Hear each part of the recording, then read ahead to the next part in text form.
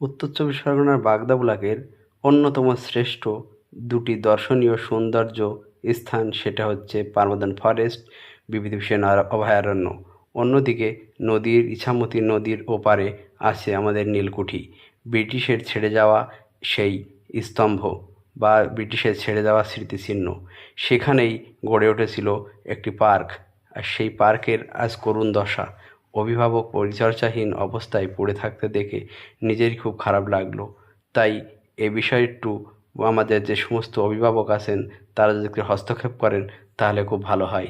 এখানে এই ইছামতির ধারে গড়ে ওঠা নীলকুঠিটা সত্যিই খুব সৌন্দর্যের অন্যতম একটি পীঠস্থান। এখানে বহু জায়গা থেকে বহু মানুষ আসেন এবং উত্তর চব্বিশ পরগনার সৌন্দর্য উপভোগ করেন এবং স্বানন্দে বাড়িতে ফিরে যান। তাই সে বিষয়ে একটু হস্তক্ষেপ করলে, প্রশাসন এ বিষয়ে যদি হস্তক্ষেপ করে তাহলে সকলের ভালো হয়। আর আমাদের উত্তর চব্বিশ পরগনার গর্ব আরও দূর দূর দূরান্তে ছড়িয়ে পড়বে।